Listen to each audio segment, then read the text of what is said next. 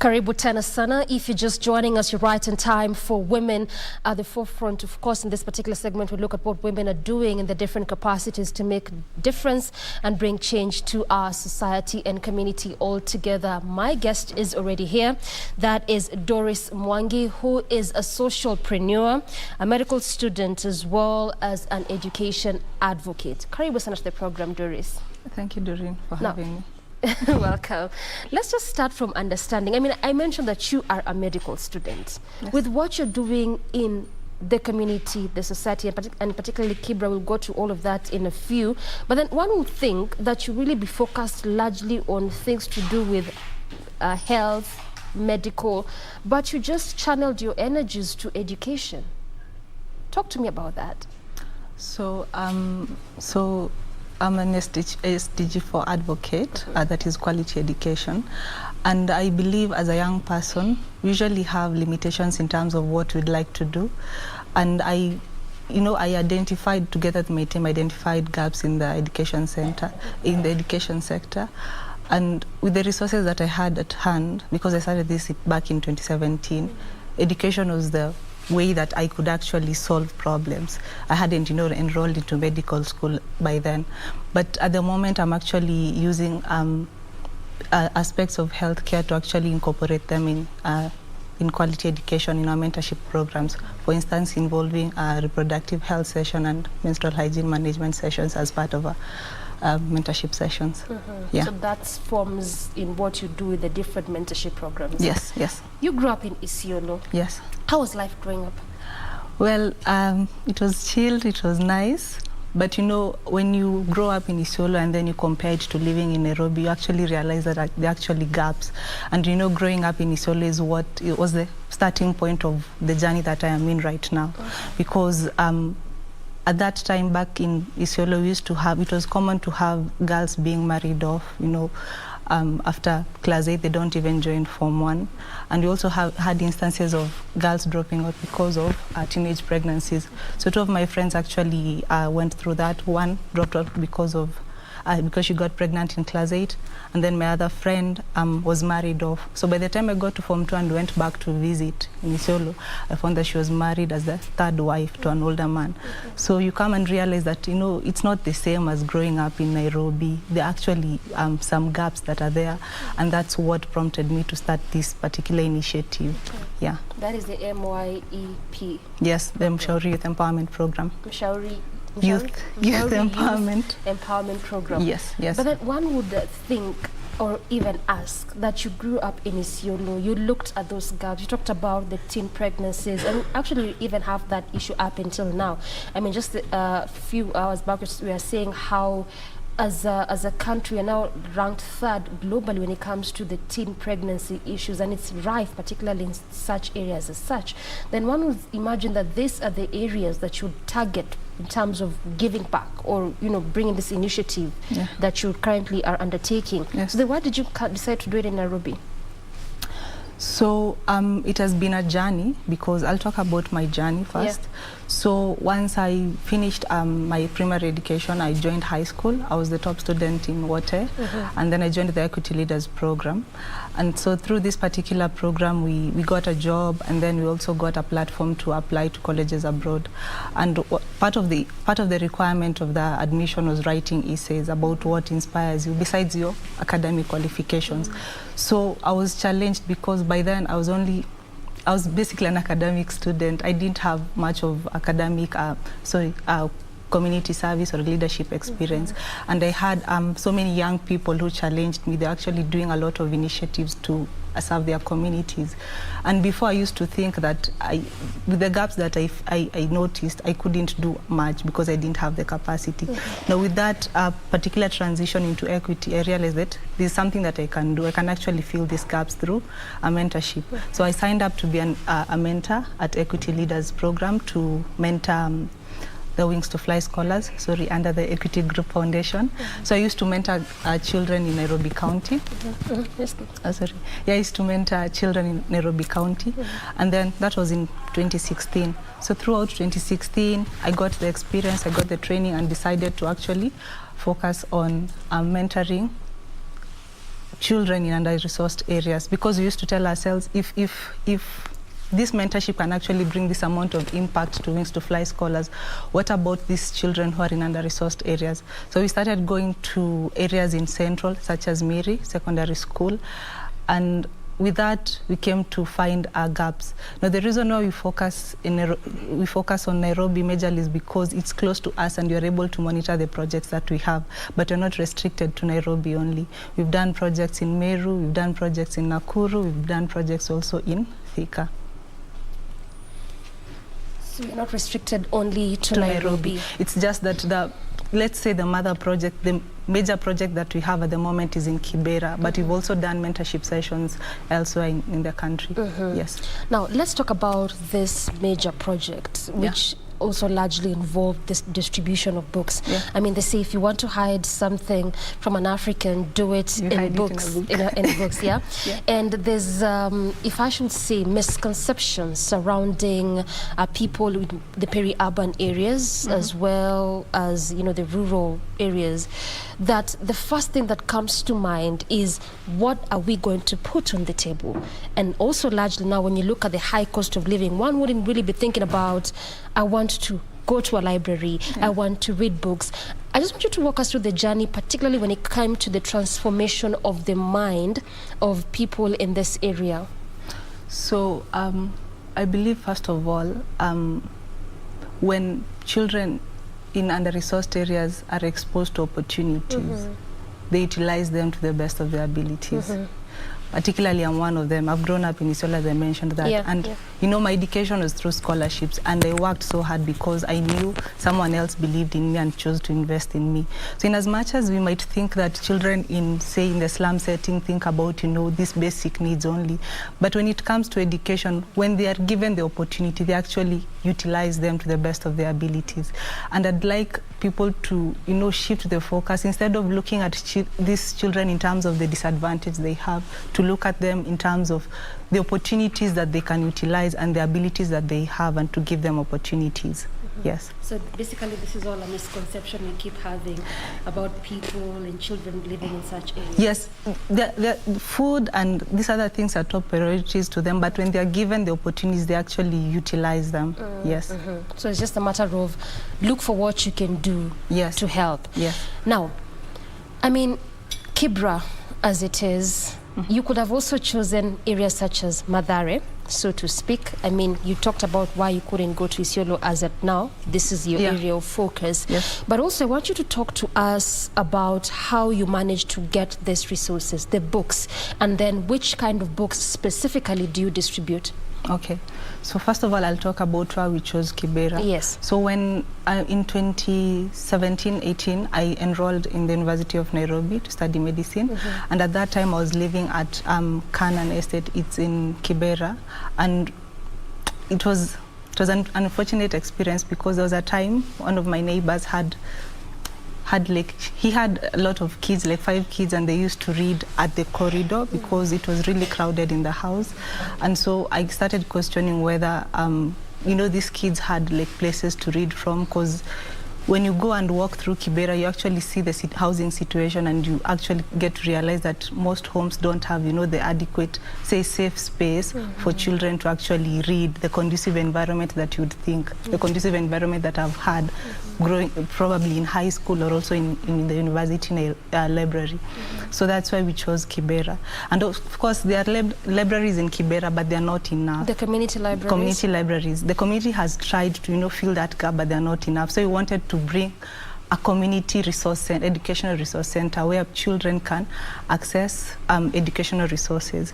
Now, our project will involve, you know, establishing a library. So this is basically, it will involve establishing a library. So what we do is we conduct book drives and we outsource books. So we have partners such as Books for Africa and Maktaba Inc., who have been donating to us US-based books, but these ones are usually storybooks, because when we get curriculum books from US and we bring them to Kenya, kids don't read them, but they like the storybooks. The curriculum is different. The curriculum is different, yeah. But when you bring storybooks, the kids love the storybooks because they are very illustrative as compared to, you know, because they don't even have the storybooks in the first place. And of course, these books help them improve in their grammar and of course in English per se. Then the other kinds of books we get is we purchase books, the curriculum books, and also conduct book drives where people donate to us the books that they've been using, but they're no longer using. So people who've probably completed high school or primary school, yes. Now the second component of the project is the computer literacy program. So we want to establish an ICT center for the school. So within the ICT center will serve children within the community. So it will have two components, the basic computer literacy component and of course the coding component where kids are taught how to code. So they are taught using programs such as Tinker, Scratch. These programs usually use games. They make it quite interesting for children to learn. And we are talking to various collaborators such as Code with Kids who will help us, you know, implement the program. Then the third aspect of the project is the mentorship aspect.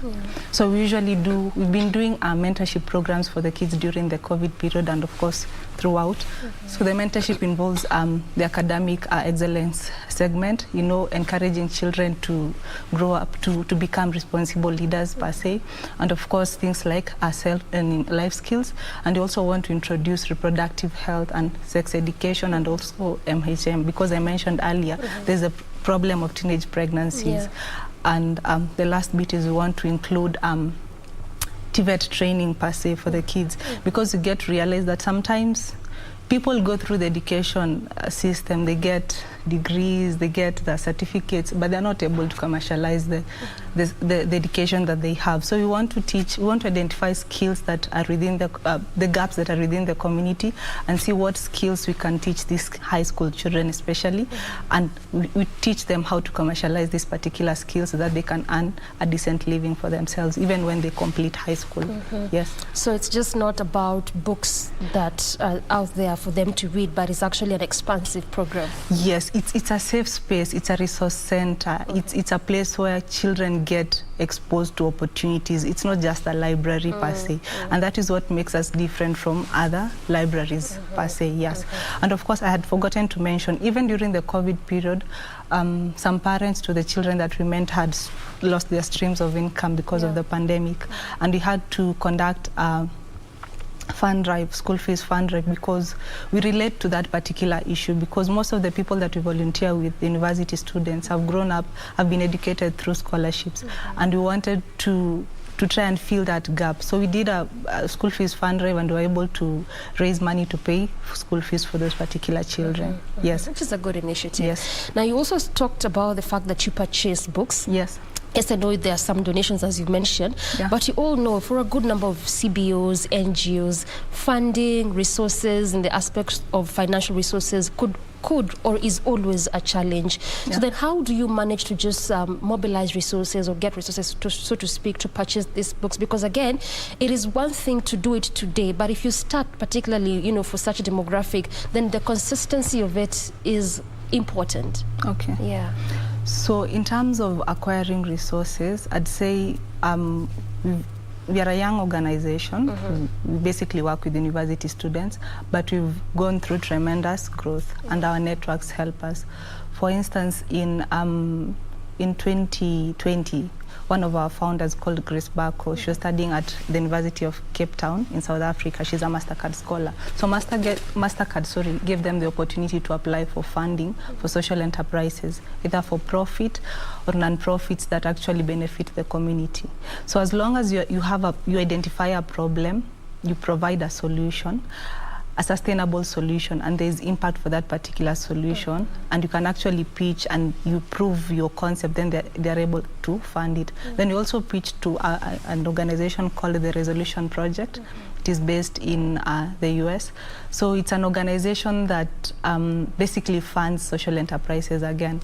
So both organizations, MasterCard and the Resolution Fellowship, funded our project. So they were actually the first people to believe in our idea, and they funded it, which is also a challenge to young people, because most people out here say that, you know, there are no jobs, because this might be controversial, but most people think that most people want white-collar jobs, you know.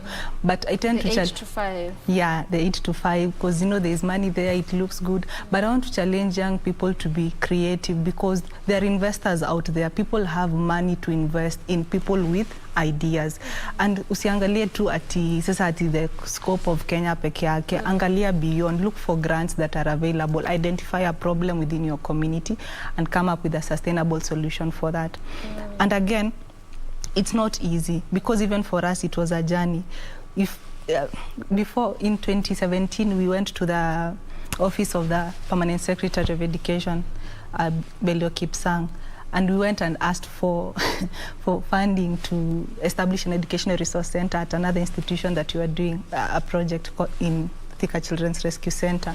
And for him, he actually told us we needed to write a proposal for that particular project. And at that time, we didn't even know what that was. So between that period and 2020, we got to network, to look for people to train us on how to do these particular things, to write proposals, to pitch for funding. And eventually, we got to a place where we got funding. So for young people, look for opportunities, but at the same time, look for networks that will empower you to access those particular opportunities. Yes. I know we could be digressing a bit, but just allow me to ask this, because I mean it's important, as you've mentioned, that young people should not just stick and stay on the white collar jobs, and they should also look for these opportunities not just in Kenya but even beyond. But some would say, I have really applied, hizo magrants nimetafuta, but they're just not coming forth. What is the missing link? Because borrowing from what you've just said, even by the time you approached the PS, is that you didn't have full information and knowledge of even what a proposal really meant or looked like.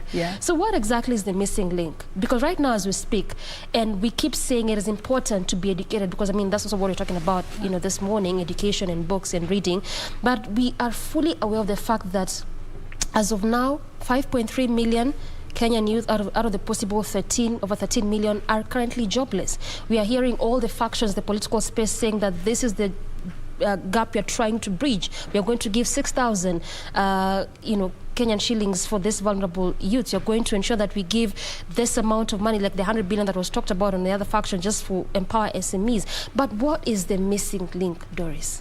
Where are the young people missing it? Because they're really getting educated also through your initiatives. So it's not just about education, I'd say. First of all, I think there's a gap in the education sector, because I feel like education should be used to bridge the... You see, like in the community, we have particular problems, right? We know that there's unemployment. Yes. But every day when you wake up, you know there are problems. Unajua tu, leo nasikia kuna jam, leo sijui imenisumbua. But we can actually come up with solutions. We need to be creative. We need to be innovative to come up with solutions for that. Because when you come up with a solution, and you pitch to someone and someone is willing to pay for that particular solution, then that creates employment for yourself and for other people. Then the second thing is looking for the right platforms for applying for grants. You know, the reason why we chose the Resolution Fellowship was because when we pitched for fund, you know, the Resolution Fellowship comes with the seed funding, the mentorship, and the networks. And if you apply and you miss, you don't get, like you get to the final levels, but you don't get the funding, they coach you. They tell you this is where you went wrong. This is how you can improve. It's a training. They show you, they tell you where you went wrong. Unlike other grant applications where you just apply, you just get feedback that you've been rejected, but you don't even know what was wrong with your project, you see. And even for us, we apply for other grants and we miss them. So it's not something that is just easy. It's easy, yes. That's why you have this, platform, this initiative that you're doing. It's basically not just to be there and read books, but there's also a lot that goes into that area, such as the mentorship that you've talked about, amongst a host of other things. Yes, and then something else, when we are applying for funding, I think it's important to get mentors in the field that you want to venture in. For instance, I have a friend who's doing a project in producing organic fertilizer. So you look for people who are experienced in that particular field and you do adequate research that chances of your project or your proposal being rejected are very low because you've done your proper research. Like in my case, when I was applying for funding for this, when we were applying for this funding for the education sector, we've been doing this for the past 5 years. We've just established applying for it. Yeah, no, not the application, the work. We've been doing the volunteer work, the book drives, all those things. We've been doing them for the past 5 years. So in a way, we've established credibility. We've proven that if you're given the money, we've managed to establish something without the money. So what if you give us the money? Just imagine what we can achieve. Yeah. So also what you're saying is that be doing something. Yes, start with Don't what just you be sitting have. and say that I went to school. Nipate pesa ndio nitawaonyesha. Hapana. Be doing something yes, start with what you have. Yes, because as unaona sasa our journey imekuwa ni from 2017 until 2020. 2020 is when we got funding. This is 3 years later. Yes, this is 3 years later. Yes. Well said. Now, 5 years later, Doris, how would you assess the impact of what you've been doing with the initiatives, the resource center, the mentorship program in that area? So in terms of the impact, we expect to have, of course, the facility, the well-equipped with the well-equipped resource center, the library, the ICT center, and of course we want to increase the transition rate of our students into institutions of higher learning, the university and also the TVET programs. And for that we also have a program where we are looking to, bringing our children, the girls that we mentor, to the university and also to TVET institutions so that they get to explore the opportunities that are there. Because some of these kids, mostly tunajuanga zile careers za daktari, mwalimu, lawyer, kama mimi, exactly. Yeah, but when they get to these particular institutions, they get exposed. Wanajua, si lazima ukuwe mwalimu ama daktari. There is more. Unaona? Kama mimi, I came to discover social entrepreneurship recently. Unaona? And I define myself as a social entrepreneur. Yeah. So that, and then also in terms of when we do that, when we implement the TVET programs, we hope that we'll be able to create employment for the youths. This is something that we're still discussing, it's still being debated. Yeah, it's not something that is definitive. And of course, increasing computer literacy for our children, both in terms of coding and also in terms of the basic computer literacy. Ile kutumia Word, Excel, PowerPoint, so that we know the kids that have passed through our program are able to use digital skills as part of the empowerment per se. Well said. But let's just explore the practicability of that, because you've said that it's still in the pipeline, still in the works to increase that transition. And we also know that this is largely also what forms the SDG 4 goals. Yes. Out of the 17, 4 is talking about quality education. And we also know that in their plan is that by 2030, all girls and boys can be able to access free primary and free secondary education. Again, in the political sphere, that is also what one faction is promising, saying that if they get to office, they hope and they believe that they'll be able to ensure that children can be able to access not just free primary education, secondary, but up until the higher level. How practical is it? Because you're seeing different initiatives here and there trying to front this, but it's not really quite there yet.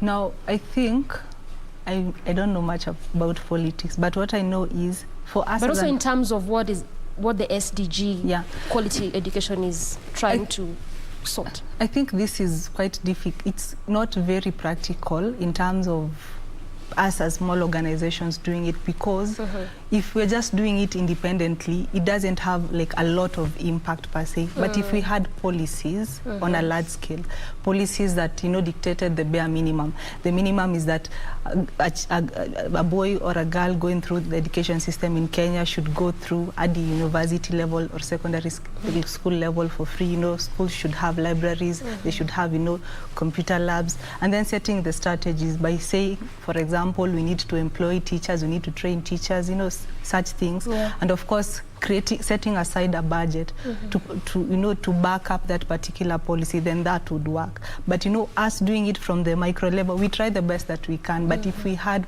policies, I don't know if they are there yet, but if we had policies that informed that and stated the minimum, the bare minimum for the education sector, then that would make it achievable. We would achieve that particular SDG.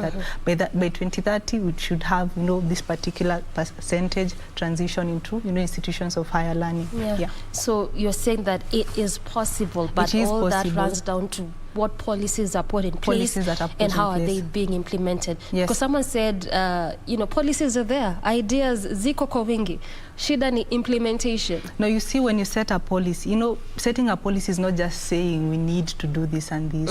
I talked about strategy, because when you look at a strategy, you look at what is the problem that we are facing, what is the solution, what is the plan, what is the implementation plan, what challenges do we anticipate, and what solutions do we have for these particular challenges. How will we assess our impact quantitatively and qualitatively, so that we have goals at the end, measurable, realistic goals at the end of the day that can actually guide us, so that if someone wants to get in office, says this is what I want to do, we have something to measure their success against, so that by the time they leave office and they have not achieved that, we can say you have disappointed us, you have not done what you wanted to do. No. But if we just say, we want to provide this and this and this, and then we don't set clear policies step by step, then that cannot work. Yes. Well said. Now, coming back to the micro level, and you talked about that transition, as you said, yes, I know it's in the pipeline, but how does this look like? How does the strategy look like to ensure that you can be able to actually make sure that that transition actualizes, and you can be able to accommodate as many students as possible in the Mshauri Youth Empowerment Program? Now, so at the moment we are collaborating with Ushirika School. Ushirika School is a school based in Lainisaba, Kibera. It's owned by a community-based organization called YDF, Youth Development Forum. So this particular school has partnered with different organizations. One of the organizations is called One Girl Can. So it offers scholarship opportunities to children in the community. You see? So to achieve a particular goal, we cannot achieve, say, these bulky goals on our own. We need collaborations. So as we collaborate with Ushirika, we are assured that the children that we mentor, the children that we work with are able to access education because they get scholarships for that. They get scholarships in terms of primary school, they get scholarships in terms of secondary school. Then this particular organization that, again, collaborates with the school that we collaborate with, if these kids get the pass mark to go to university, they pay for them. You see? So it's about partnerships. Then us as the organization, we bring the resources, we bring the mentors, we bring the books, we bring the computers, we bring the tutors who will teach these particular children. And then we also expose them to opportunities. We also show them the diversity in terms of careers. And then, as I said, this is in the pipeline. If we are to implement this particular program ya kuwapeleka kwa TVET institutions, you see, we'll collaborate with TVET institutions. And if they're interested, for example, in something like baking or, say, beauty, we take them to that particular TVET institution, they get to learn, and then we also help them establish, enterprises, businesses that they can use to sustain themselves. Yes. But this is achievable through collaborations and partnerships, because on our own the school on their own they cannot. Clearly, but you're also doing a good job and really doing a lot of work. Just listening to you, you're doing a lot of work to really just ensure that you assist and help the vulnerable persons in our community. Just as we wind down, Doris, I'd just like to hear what you have for the students and for the young people, because you're also largely involved in mentorship programs. So you get the last word. Okay. In terms of the programs that we have, or a call to action? A call to action. A call to action. Okay. So for young people, I'd say that you start with what you have. If there's something that you're passionate about, you can start with what you have, and then eventually, there's a quote that I love by Paulo in The Alchemist. It says, when you want something, the whole universe conspires to bring you towards that particular thing. So when, in our case, we started with what we had, and then eventually we got to networks, we got to people and opportunities that brought us closer to that particular goal. Then secondly, invest in yourself, invest in resources and opportunities that bring you closer to your goal. And don't be afraid to fail. Because in as much as I might highlight a lot of successes that we have, behind the scenes, we get a lot of rejection. Sometimes you approach organizations to help you and they don't. There's a lot of disappointment, but the highlights are really worth it, Yes. And then the most important thing is you believe in yourself, because if you don't believe in yourself, who else will believe in you? Yeah, that's a good place to end it. I feel like I was seated in those classes back then in high school. You know, if you don't believe in yourself, who else I will? hope it's not come motivation though.